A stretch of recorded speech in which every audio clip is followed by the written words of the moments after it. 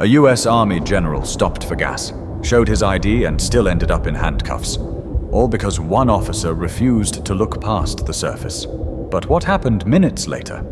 No one saw it coming. Maurice Ellington never liked drawing attention. Even in uniform, he carried himself with quiet confidence.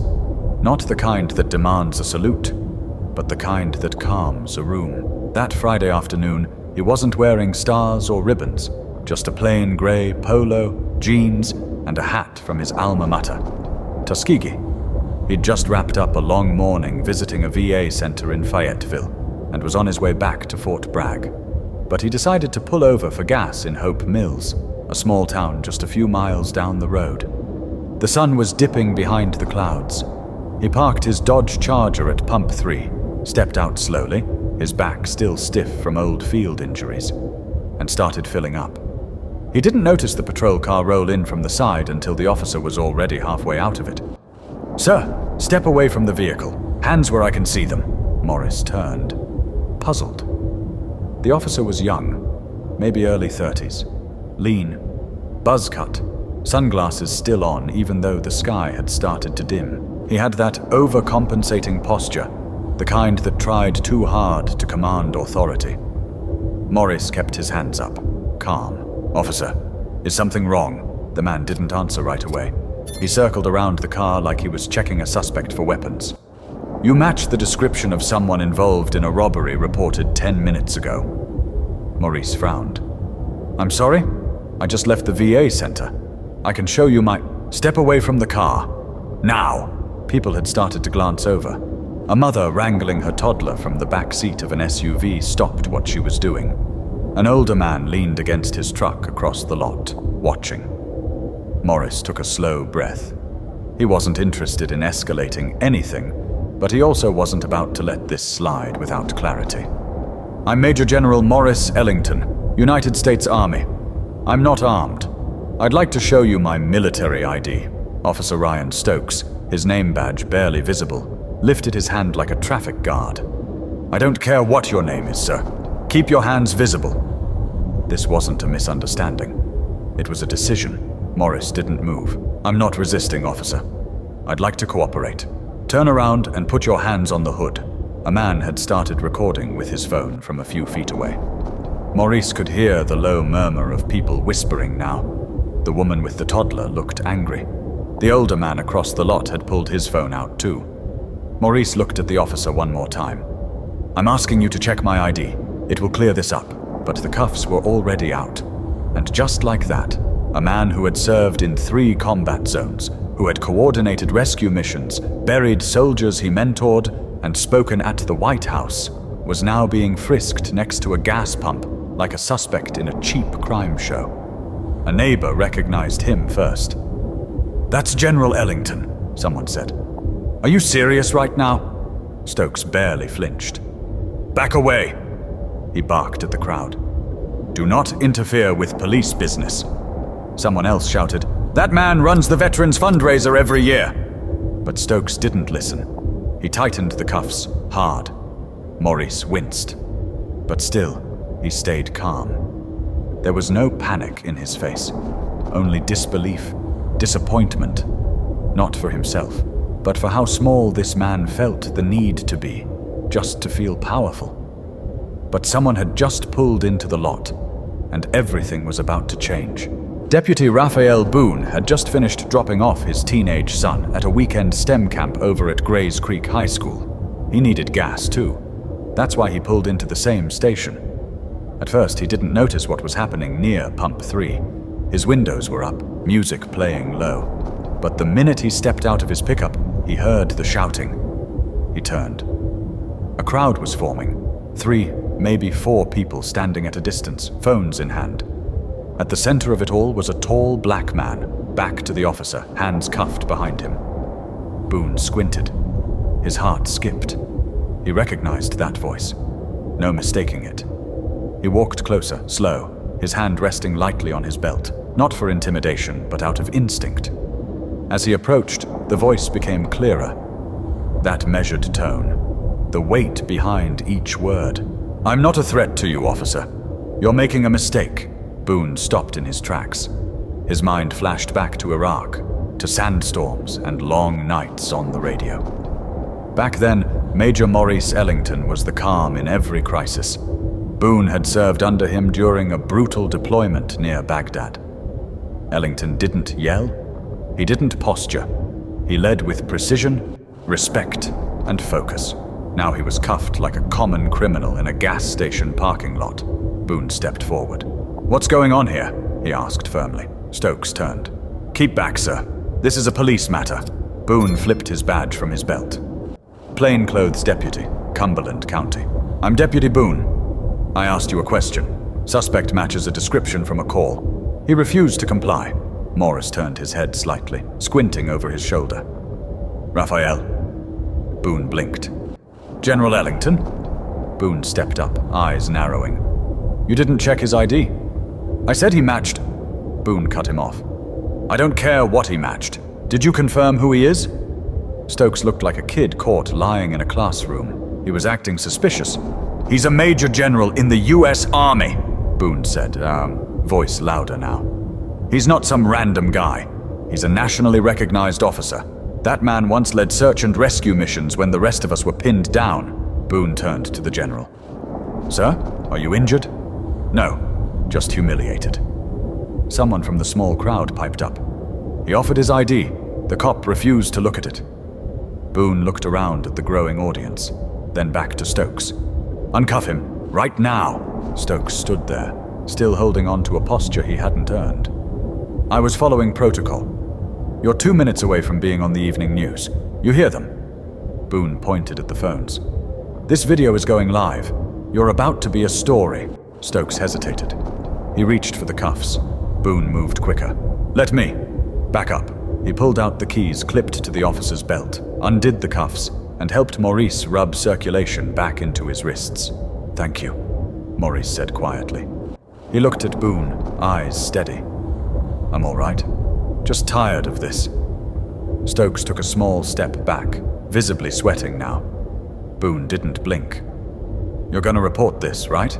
Maurice shook his head. "You know I'm not that kind of man." Boone sighed.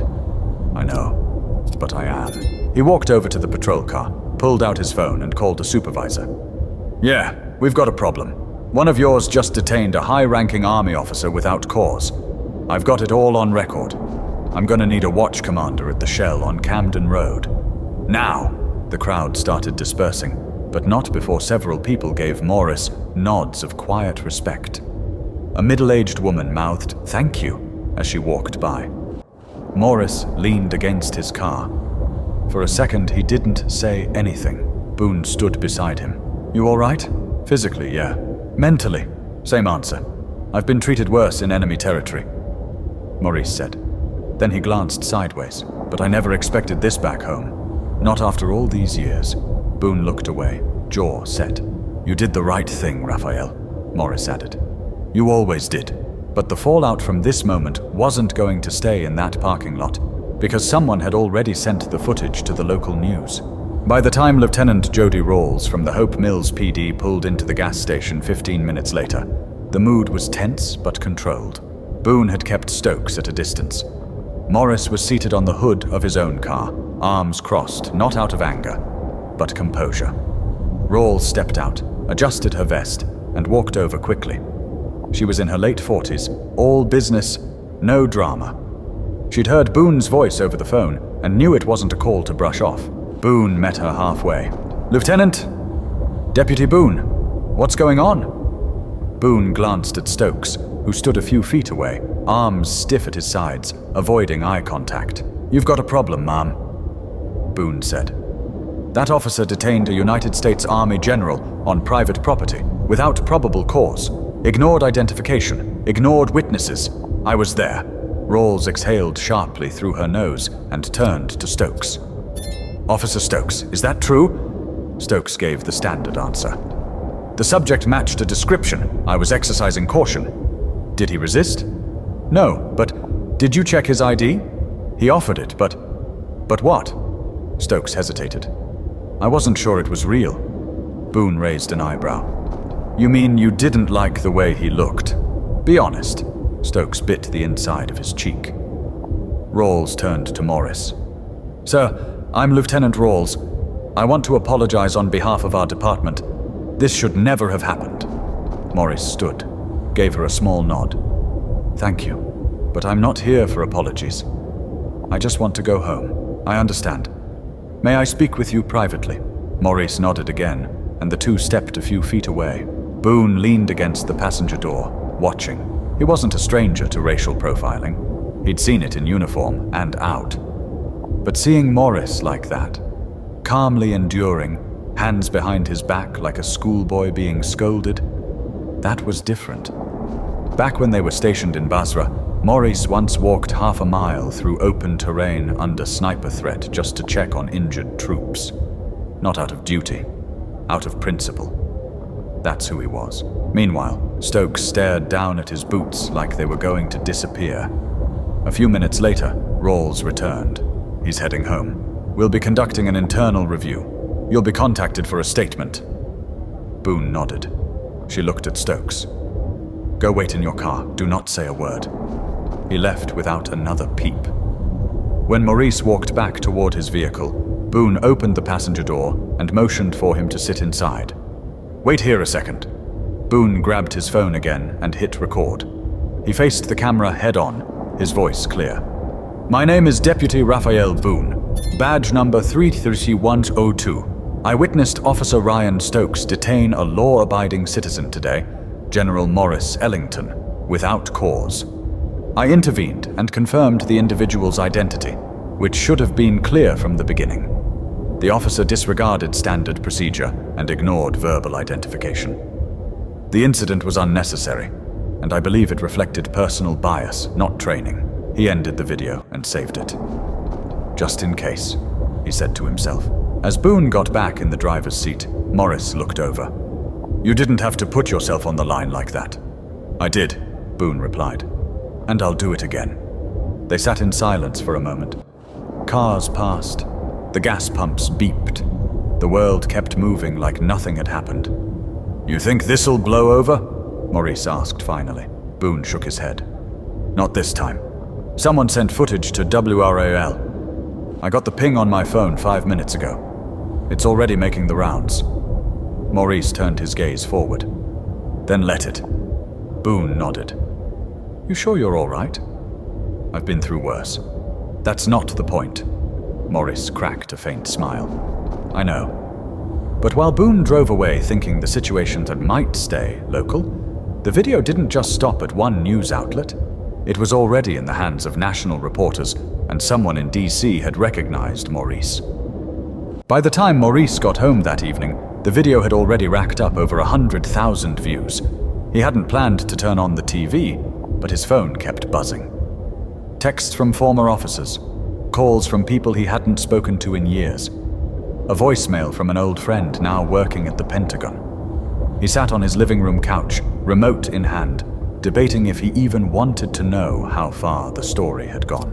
On Channel 5, the clip played again. Him, hands behind his back, face composed, eyes locked forward like he was staring past the moment. Boone's voice could be heard, low and clear. "You're 2 minutes away from being on the evening news. This video is going live." The news anchor paused before continuing. "General Morris Ellington, a highly respected U.S. Army officer, was wrongfully detained this afternoon by a Hope Mills police officer during what appears to be a case of racial profiling. The officer in question has been identified as Ryan Stokes, a recent transfer from Flagler County, Florida, where Internal Affairs confirmed he'd been under investigation for excessive force complaints." Morris turned off the TV. He sat back, hands folded over his stomach. The walls of his home were lined with plaques, pictures, awards from Foreign Service and framed flags presented to him by units he once led. But none of that had mattered at that gas station. Not one bit. Down the street, Boone had returned home too. He sat in his kitchen with his wife, Delia, who had seen the clip before he walked in. "Did you know it would go this far?" she asked, arms crossed, eyes tired. "I knew it needed to." She didn't respond at first. Then, "They'll come for you next. You know how these departments protect their own." Boone nodded. "They can try." Later that evening, Boone received a call from Lieutenant Rawls. She didn't sound angry. She sounded tight, controlled. "You're going to be contacted for an official statement," she said. "The chief's been looped in. So has the mayor." "Understood," Boone replied. "Ryan's been suspended with pay until the investigation is complete." Boone didn't react. "Let me know when they're ready for my report. They'll call you in Monday. In the meantime, just be careful." "Always am." Morris, meanwhile, had received a direct message on social media from a journalist at a national news sire, another from a military newsletter editor, one from a producer at CNN asking if he'd speak out. He didn't answer any of them. Instead, he opened his contacts and called one person, Colonel Everett Hall, retired. Everett picked up on the second ring. "Morris, I saw it. You all right?" "I'm all right." There was a pause. "Want me to make some calls?" "No." "You sure? We both know this isn't about one officer. It's the way they look at us, even now." "I know, but that's not why I'm calling." "Then why?" Maurice looked up at the framed photo across from him. It was from his first command in Kandahar. 20 young faces, half of them barely old enough to vote. "I want you to talk to someone," Maurice said. "There's a deputy here, Boone. He stepped in when no one else would. He put himself out there. That man needs to be seen." Everett paused. "You want to highlight him?" "I want people to remember what courage looks like." "You sure you don't want the spotlight for yourself?" "I never did." The next morning, local newspapers picked up the story. So did military outlets. Within 24 hours, Boone's name was trending on Twitter. Some called him a hero. Others called him a traitor to the badge. But Boone wasn't reading the comments. He was finishing his incident report, just as he'd done dozens of times before. Except this time, he knew it would make waves. Meanwhile, Stokes was quiet. No statements, no press, no apology. But that silence wouldn't last. Because while the internet debated, the chief of police had just received a sealed envelope containing a copy of Stokes' old disciplinary file, and it raised more than just questions. It raised alarms. By Sunday morning, the Hope Mills Police Department was cornered. What started as a local embarrassment had turned into a national headline. Civil rights attorneys were weighing in. Military veterans had organized an online petition demanding accountability, which had gathered nearly 50,000 signatures in under 36 hours. And the footage? Well, the footage had taken on a life of its own. News stations were looping it. Talk shows were dissecting it. Everywhere you looked, there was that image. General Morris Ellington, standing tall, wrists shackled behind him, refusing to lose his composure. But behind the scenes, the pressure wasn't just coming from social media. It was coming from inside the house. That sealed file on Officer Stokes, it came from his old department down in Flagler County. It contained 37 pages. Use of force complaints, 2 excessive detention cases, 1 internal memo recommending psychological evaluation. No formal charges had ever stuck, but that wasn't unusual. Departments often shuffled troubled officers off quietly, avoiding lawsuits by letting them resign instead of terminating them outright.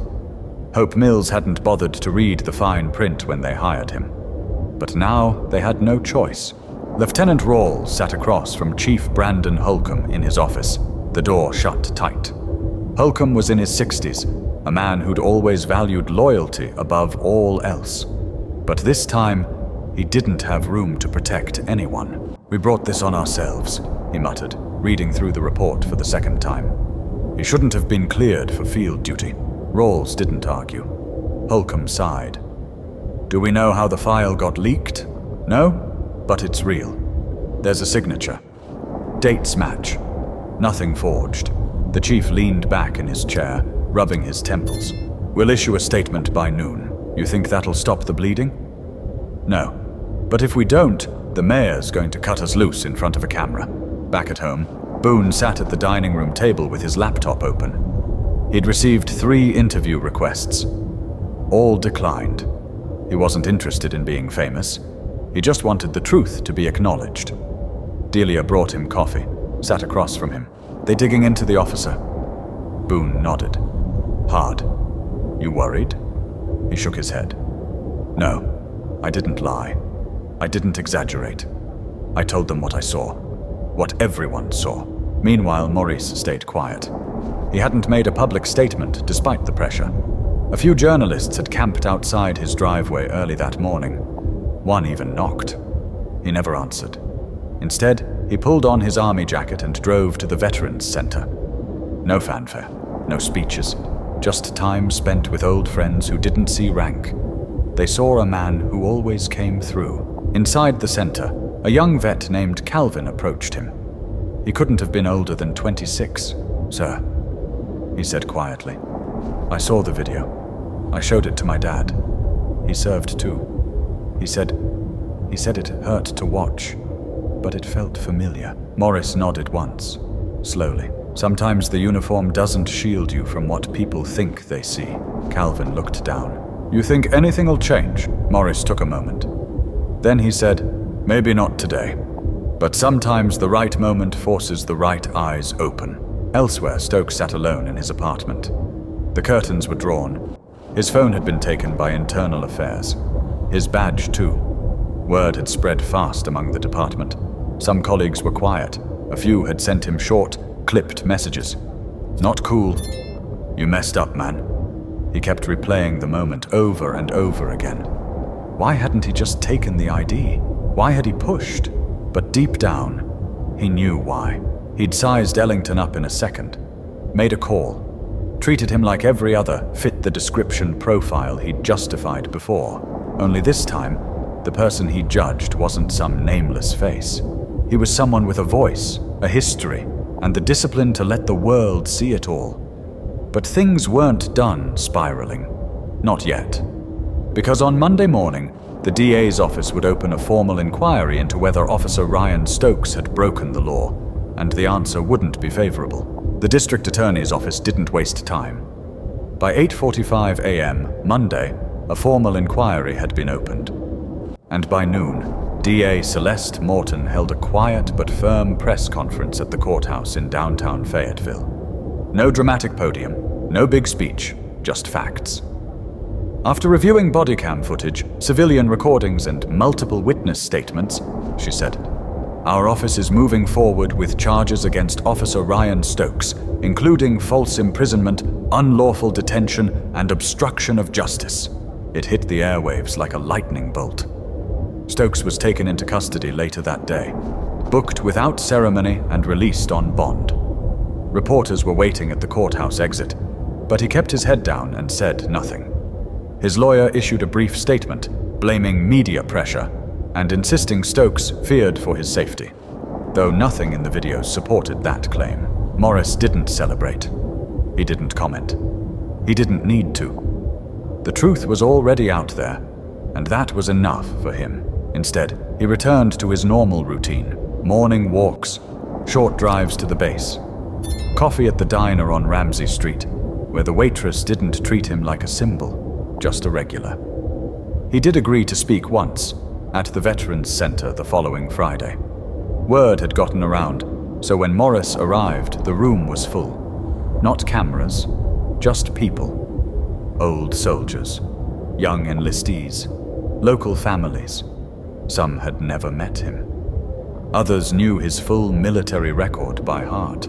He stood near the window, nothing flashy, no script, no paper in his hand. Just his voice. "I didn't plan on being the face of anything," he began. "I've spent my career trying to solve problems quietly, behind the scenes. But something happened in that parking lot that wasn't about me. It was about all the people who don't have cameras recording when they're misjudged, all the people who can't pull out a badge or a rank to stop it." The room was still. You could hear the hum of the air conditioning, the way people were holding their breath just a little.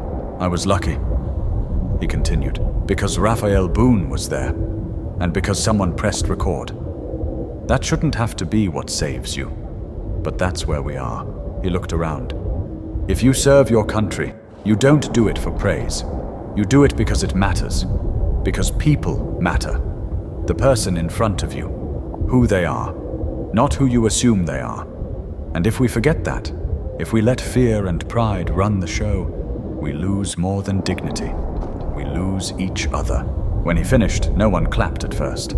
Not because they weren't moved, but because it felt too real for applause. Boone was standing in the back, arms folded, watching quietly. When Maurice made eye contact with him, Boone gave the faintest smile. Just a nod of respect. Nothing more. Later that day, Boone received a call from a senior liaison at the state's Office of Police Standards. They were organizing a leadership panel for officers across counties to address profiling and misconduct, and they wanted him to be part of it. "You willing to speak to a room full of cops?" the liaison asked. Boone answered without hesitation. If they're willing to listen. Meanwhile, Stokes had gone silent. No media appearances. His union representation refused interviews. He was suspended indefinitely without pay, and the court date was set for the following month. The community had moved on, but not completely. At the diner on Ramsey Street, someone had taped a photo of Morris next to the counter. Just him in uniform, smiling. No caption. Didn't need one. And back at the Veterans Center, Calvin, the young vet, started volunteering weekly, helping new service members adjust after deployment. He told Morris, "That day at the gas station, it changed something for me. Made me want to stand taller." Morris just gave him a light pat on the back. "Then make sure you're standing for the right things." But the story didn't really end there, because what happened in that parking lot had already planted a seed in people's minds, and what they did with it would define what came next. 3 weeks later, the viral clips had slowed down, the headlines faded, and the frenzy moved on, as it always does. But the memory hadn't. At Hope Mills High School, a civics teacher used the video of General Ellington's detainment to open a discussion about assumptions and authority. The students, mostly quiet at first, began to open up. One boy said his father had been pulled over 6 times in 2 months. A girl said her uncle, who served 2 tours in Afghanistan, still gets followed around in department stores. The teacher didn't say much. She let the clip speak for itself. Elsewhere, Boone had begun leading those departmental sessions.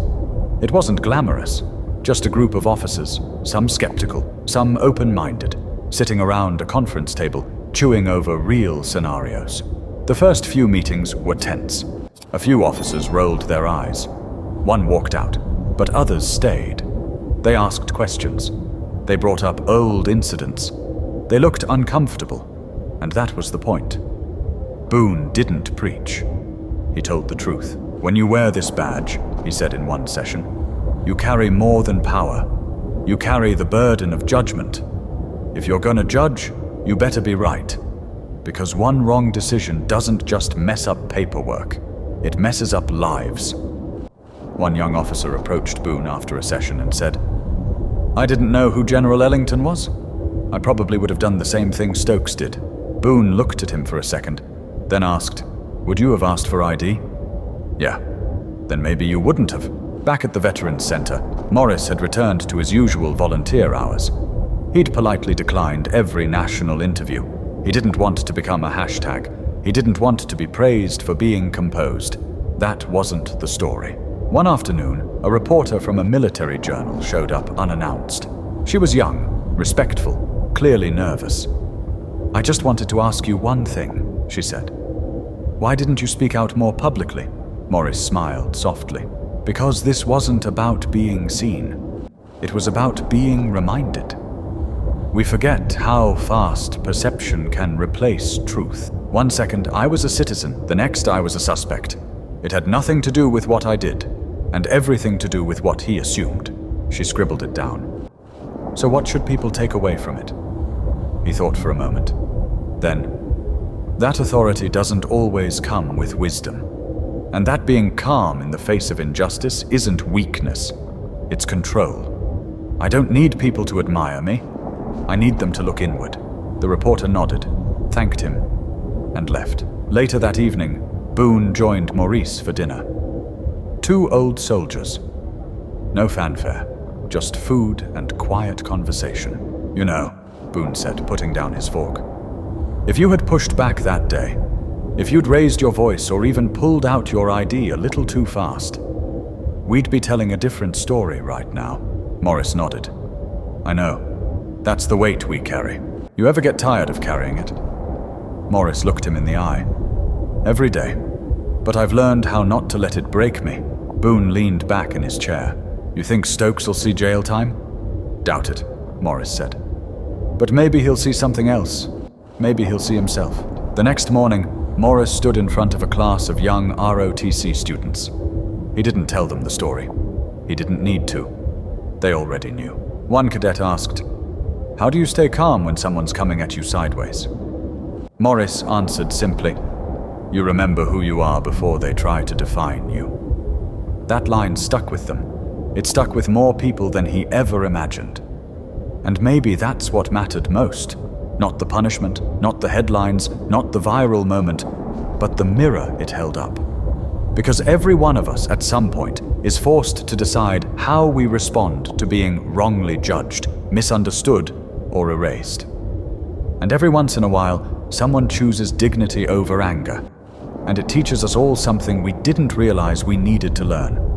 So if this story meant something to you, if it made you feel or think or pause, subscribe to the channel. Stories like this are worth telling, and the next one might be closer than you think.